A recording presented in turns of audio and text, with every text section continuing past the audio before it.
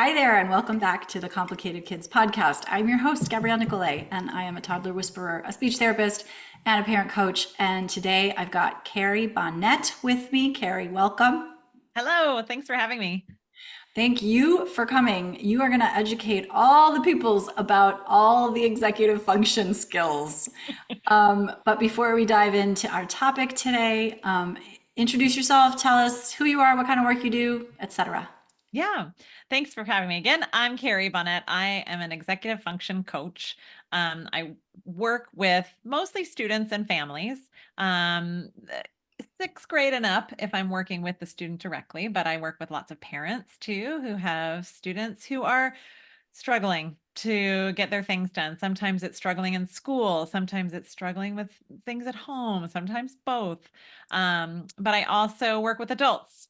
So we could probably get to that at some point during our conversation, but I have more adult clients than I thought I would when I started this coaching practice.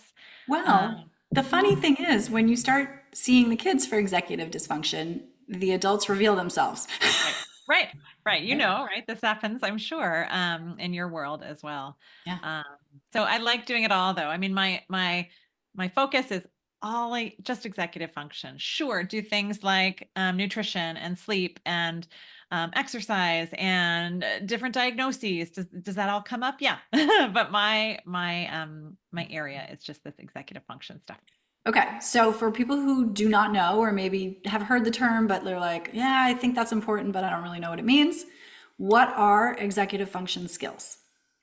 I like to describe them as they are the skills, they're brain skills that help us get things done. Sometimes I like to put the word important in there, help us get important things done. But they are, you like that? I love that because here's the thing. There are lots of brains that can pay attention for hours and hours and hours and hours and prioritize things that are interesting. Right. And and so that distinction of what's interesting and what's important is just one that comes up Right. a lot in my line of work. And so yeah, I'm I just sure. tickled to hear I you think say it. about I think about like students too who are not that into school. I work with a lot of those kids. And they may not think that school is important. So that word important, means something to us as adults maybe, but sometimes the students are like, yeah, whatever, important. I know what's important to me, but maybe it's different than what's important to you. So yeah. But I still think it's a good like descriptor for the things that need to get done. Yeah. Yeah. Okay. And so what are they? Like, okay, it helps us get things done, but like what kind of brain skills? We're talking about things like planning, time management, um, impulse control, emotional control. You mentioned focus, right? Like being able to stay focused on the boring stuff, on the thing that the kid is not that excited about, or the parent or the adult. We're talking about things like finishing a task, but also getting started on a task. I say this to my clients all the time. It's kind of annoying, but they're all connected. So, like, I like to pull them apart and sort of talk about them individually, but unfortunately, we have to start a task and stay focused on it in order to finish it. So, there's lots of things like that. Well, and what's interesting, and I think what comes up from parents a lot that I hear is like, I know he can add two plus two. I Right, know he can do that. Why is it so hard for him to do his homework? right. And the reason is it's not just about whether you can add two plus two. And I'm using a simple example on purpose, right? Sure. It's about can you like start the task of getting out your paper on Mhm. which the math problem is printed, Right. Or right? remembering what it looks like or how to find it. Right. I work with a lot of older kids. So a lot of it is on their iPad or their laptop and how to actually navigate to the place where the teacher has put the homework, whatever the thing is. I want you to speak before we go any further on this idea of like, is that really real or is that just an excuse? I'm so glad you asked that. It's real. It's real. I mean, it's so what I'm hearing, I am not a brain scientist, but what I am hearing from these neuroscientists that are no more than me, is that this is a brain thing, right? It's not willful. I mean, I really do think that if students could do better, they would. Right? Because I mean, for lots of reasons, but one is that they get so much negative feedback, right? About why can't you find the paper? Why are you having such a hard, why are you staring into space? Why are you getting so distracted? But I like to say, it's real. It's not fluffy. That's like the term that I use, right? It's not like this. You said it's not an excuse, but yeah, it's pretty clear that these are skills, but it takes a shift, right? Like on the part of us adults to, and kids, I guess, need to know that shift too, but like to not blame and shame the kids because it's a skill thing, right? It's not willful. Now, possibly maybe sometimes they don't want to do the thing, but mostly it's a skill thing. Yeah, and also we're human beings, and sometimes we don't want to do the thing. Hmm. So, like, Me too. Raise my hand right here. me Yes. too. I mean, I find it extraordinary, and this is a tangent a bit, that I find it extraordinary that we expect children to do what we say at all times with a smile on their face and a song in their heart and be like, thank you for sending me to bed at an appropriately early time. Never in the history of the world. Like, sometimes I don't feel like going to bed. Right. And that's true of a grown up and it's true of a child. And why do we think that children are like, again, I've said this before on the podcast, I think, like they're not some kind of subspecies of human, Right. right? Like Right. Right. they're Right. just not fully developed yet. Yeah. They have Yeah. all the same tendencies, uh, all the same desires, all the same kind of instincts that we have. And by the way, apropos, some of the behaviors that they're showing us are showing us things that we don't like about ourselves or that we were shamed for as kids, Yeah. right?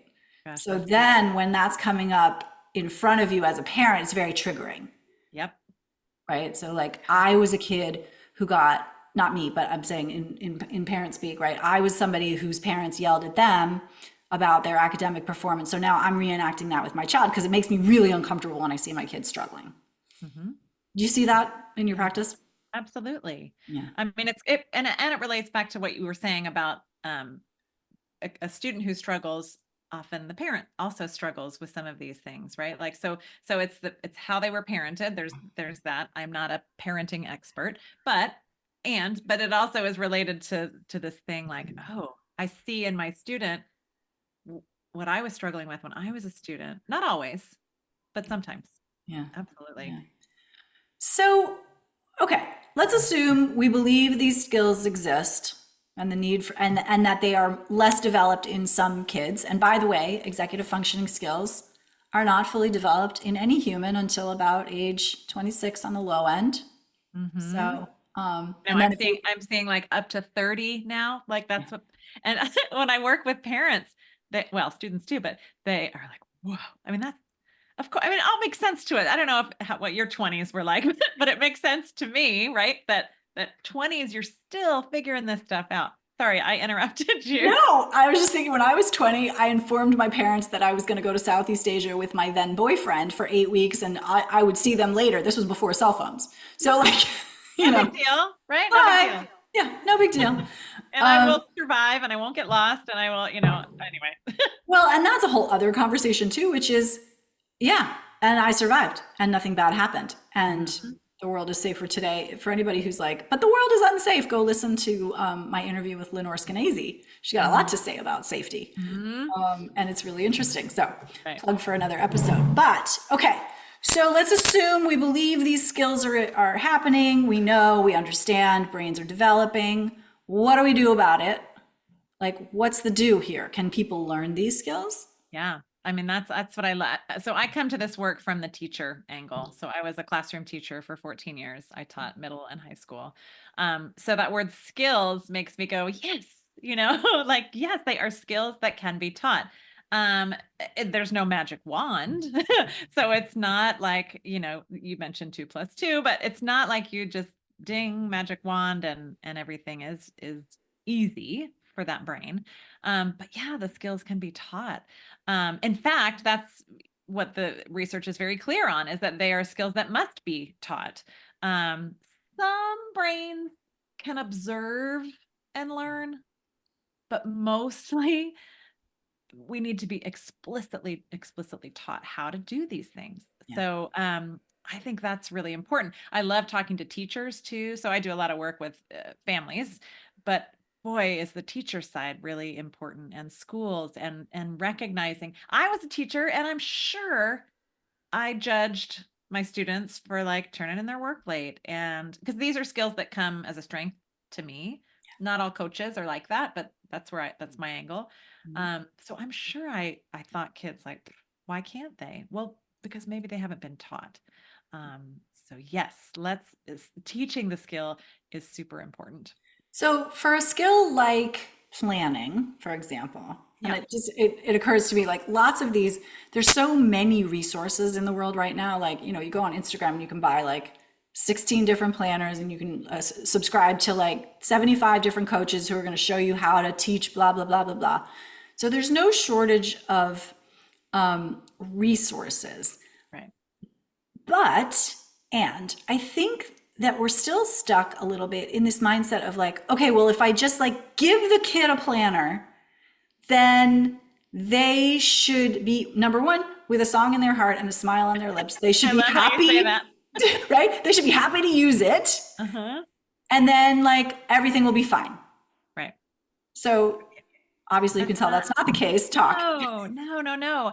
I mean, gosh, there is a lot of that I get on my end, which is like I have tried everything and nothing works, right? And the planner is a perfect example of that. At some point, the students that I work with are very self-aware, and they realize like I have been given all these planners, and it's not, something's not clicking, something's not connecting. So yeah, I mean, I'm so glad you mentioned it, because we can Google anything, right? Like we can Google how to plan, and planners might come up. Do I have some thoughts about planners? Yes. Um, but it's the skill, like, of how to use it. My daughter is a sixth grader. I have two kids. I have a sixth grader and a ninth grader, and my daughter just started middle school, and they each kid got a binder, which is awesome, right? Like we've gotten away from that because of so many iPads and tech, and that could be a different conversation for a different day too.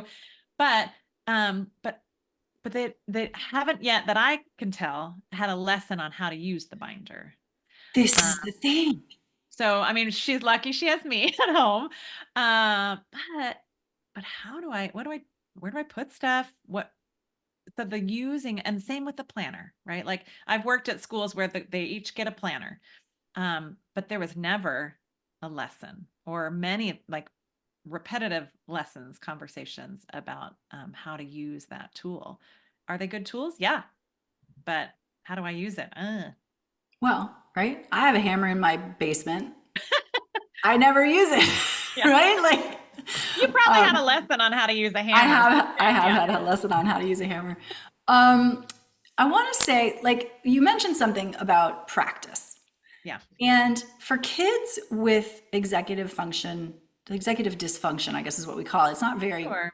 The terms are not Challenges. Yeah, challenges. There you go. I try not to use the dysfunction, just because I don't know, it feels so negative. I love it. For Yeah. kids with executive function challenges, they need an increased number of repetitions in order to learn these skills because their brains are not, I've heard it described as like, have you heard this, the volume dial? Yeah. Yeah. Right? The volume dial is not turned up on those skills.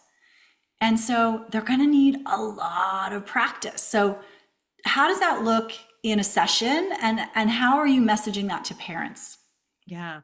I'll start with the parent conversation first. So in my sessions, I require a parent to be involved in the whole thing.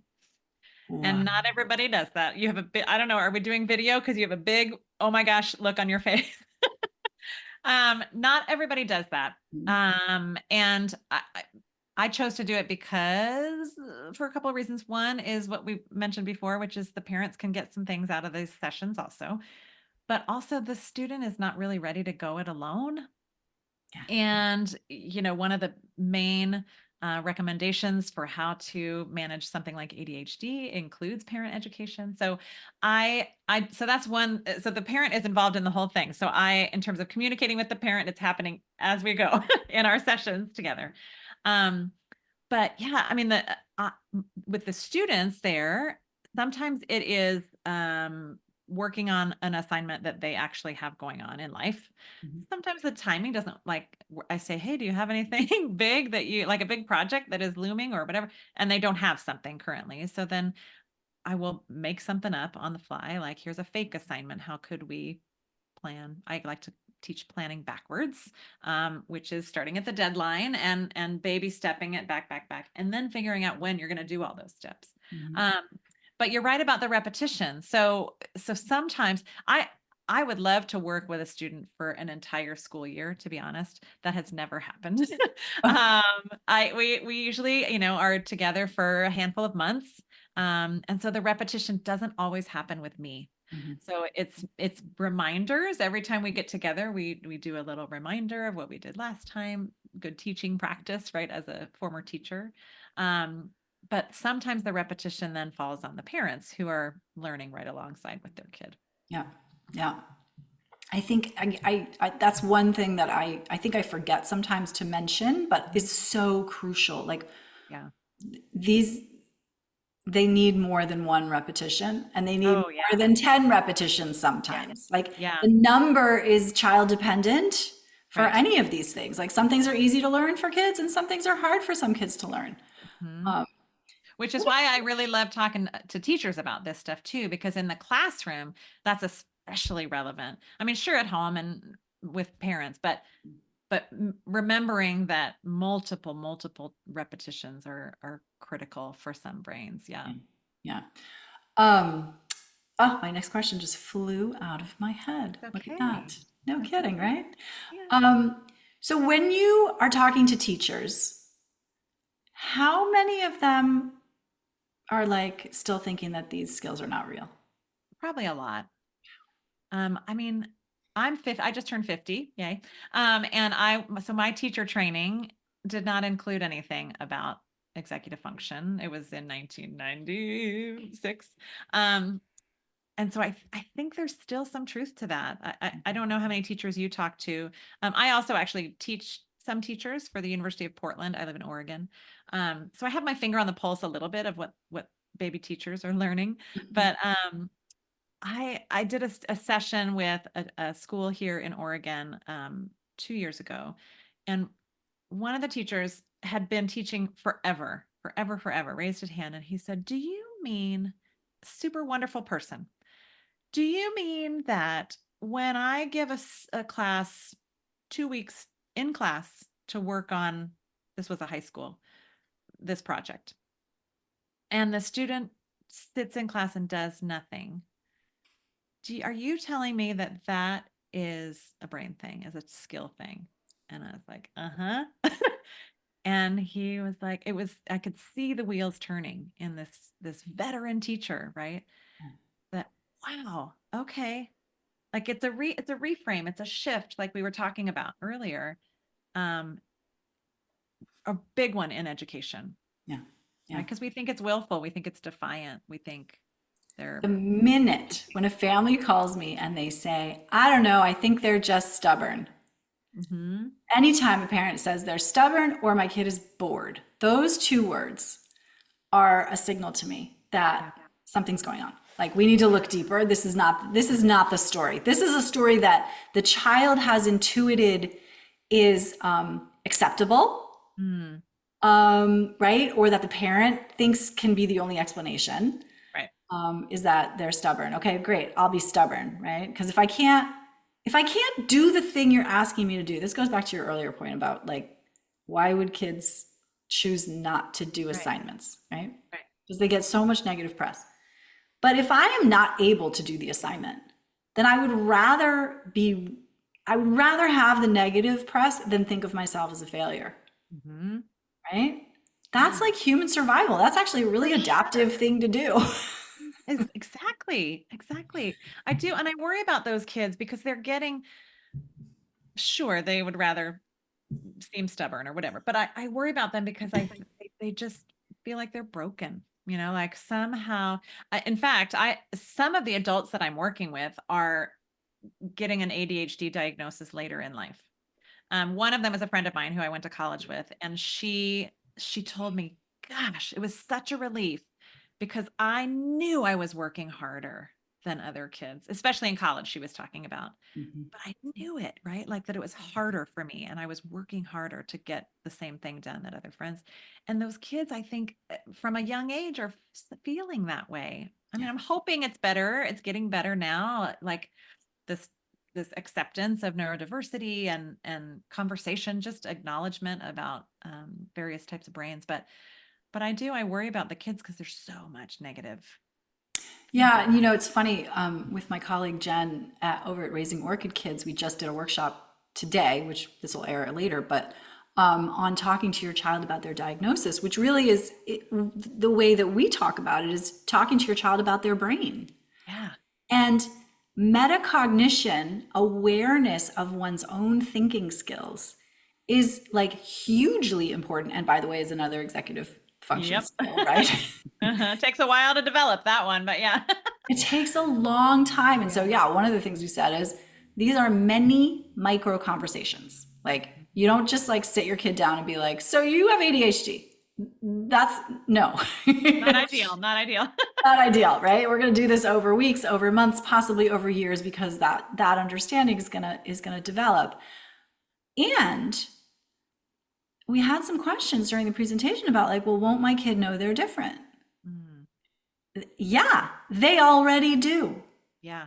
And so if you're not messaging that, and if you're not signaling that the thing that's happening with their brain is treatable, workable, learnable, whatever, teachable, whatever you want to say, Okay. Just that it's that it's okay. okay, Mhm. yeah, that it's acceptable, Right. they are going to default, because again, this is how brains work, right? To I'm unacceptable, I'm unlovable, I'm unworthy, I might as well not try.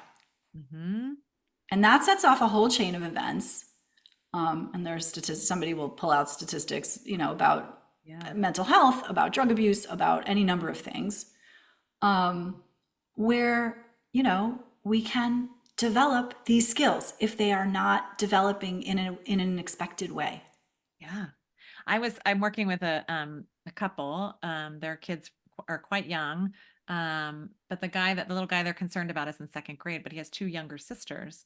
And we've been having a lot of those conversations. They have not said the word ADHD. He does have a diagnosis, the term, but and I was encouraging them to talk to him about this. And they were also wondering about the little sisters, like how do we, because the other issue that they're having, I'm sure this is not new to people listening, is this child requires sort of different type of parenting maybe or than these two, but how do you explain that to the little girls? And I was like, well, then you start talking about brains because but it's tricky. I'm sure you had have conversations about that with this in this workshop, or like, Yeah. yeah, you talk to the child, but what about the siblings and what about the grandparents and what about the teachers? And Yeah. And it's delicate. I mean, I will tell you, I told this story earlier today. My daughter is a person whose geolocation, the geolocation part of her brain doesn't work in background. If okay, she's not paying attention to where she's going, she is lost. yeah. And like generally in the planet in space, right? Like that kind Yeah. of Am I on Earth? I think I'm on Earth.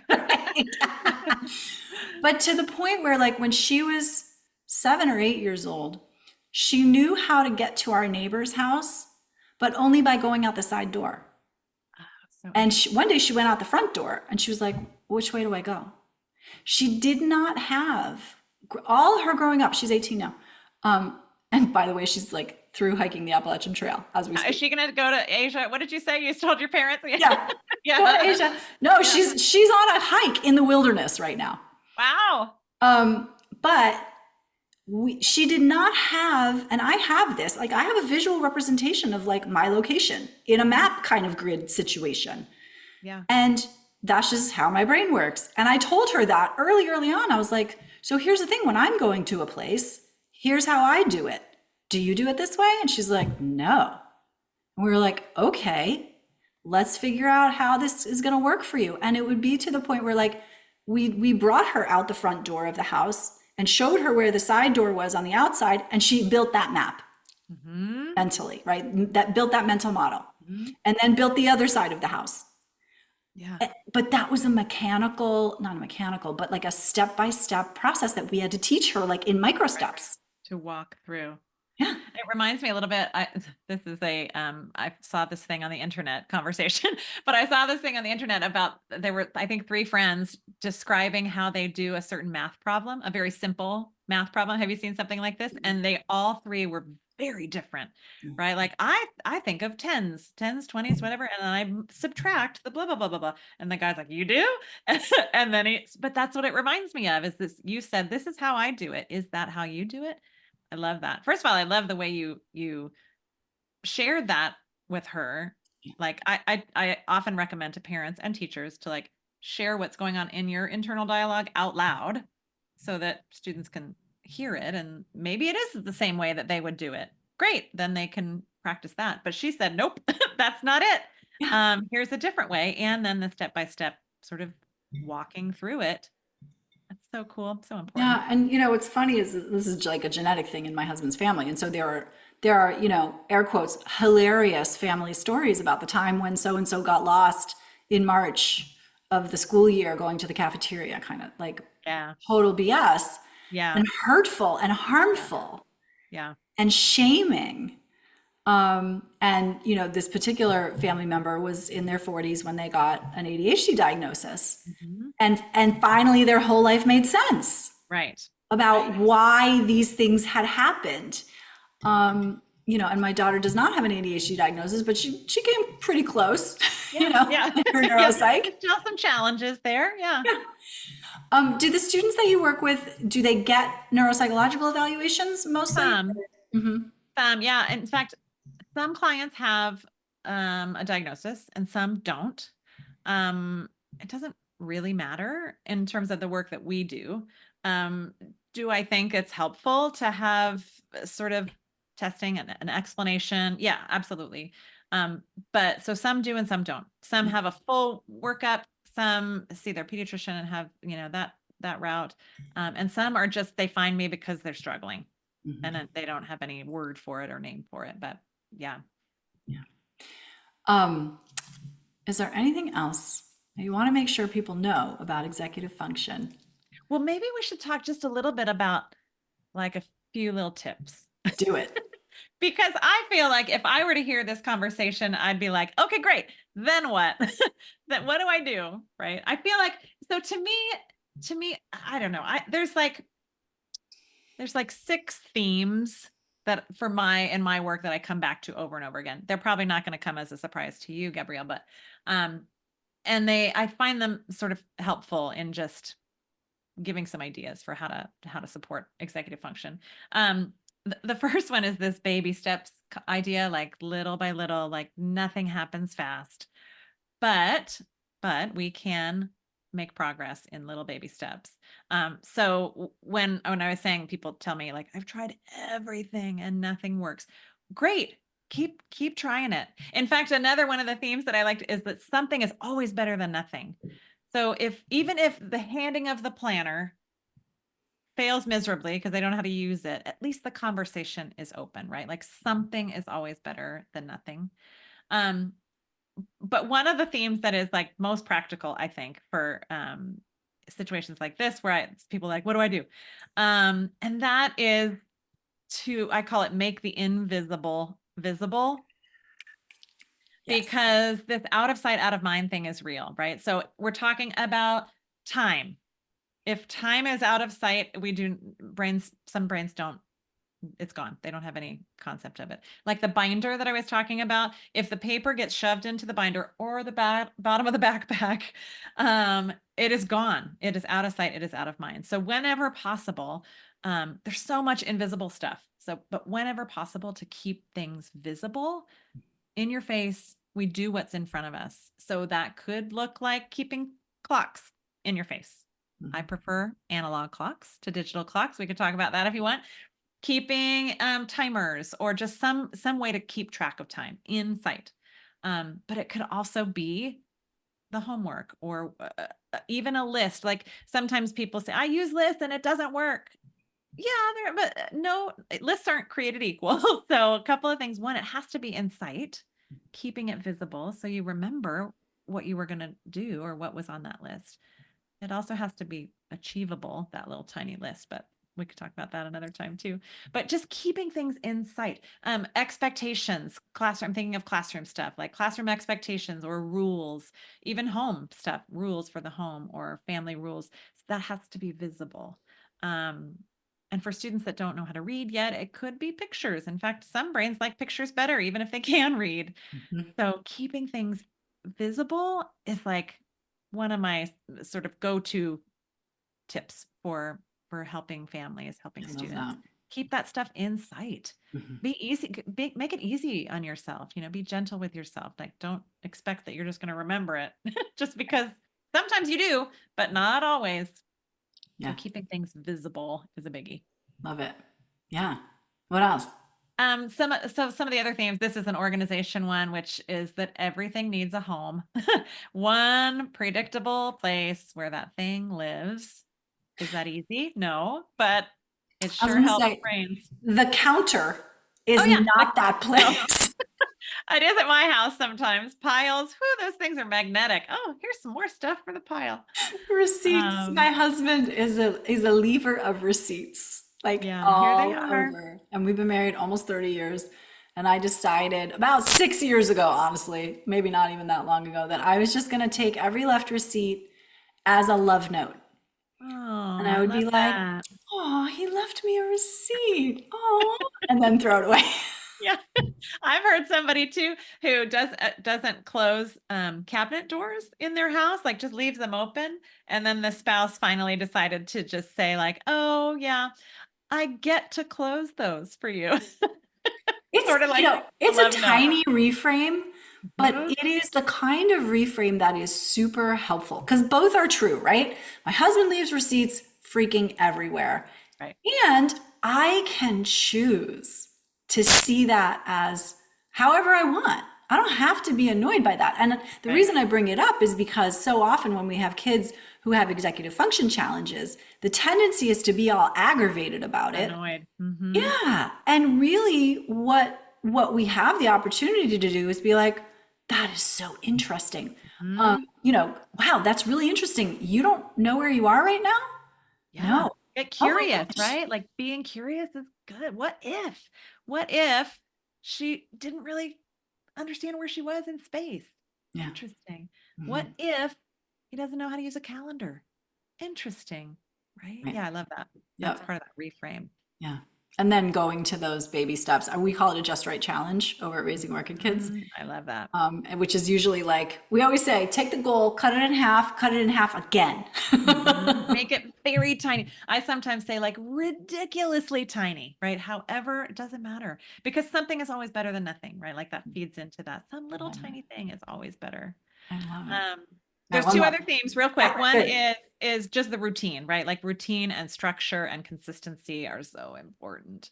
Brains really like routine. Not that humans always like it. A lot of the people I work with are like, no, spontaneity is where it's at. But routines and structure. And then this is a good one to end on, I think, which is I like to call it be kind to future you. Oh, Like pause a moment, think about future Carrie, future Gabrielle. Like, what could I do to make life easier for future me? ooh, I really like that. I like that one too. That's a good one to just maybe end on. Yeah, I really do like that. Okay. Yeah, What could you do to make life easier for future you, for future your child, for your future child? for sure. For Um, sure. and maybe it's making them sit and do their homework today in a Yeah, very kind and curious manner. right. What if they need my help with that skill? Yeah. Love it. Carrie, this has been such a treat. Thank So you. fun. You're welcome. I'm so glad to talk to you. I love talking about this stuff. Yay. If people want to find out more about you, how do they do that? It's just my website is my name, so carriebonnett.com. I do have a free resource. I call it Brain Boost, how to help your student get things done without constant reminders. Mm, And that's just at carriebonnett.com/blueprint. perfect. And we will link to all of that in the show notes. Wonderful. And until next time, thanks for being here.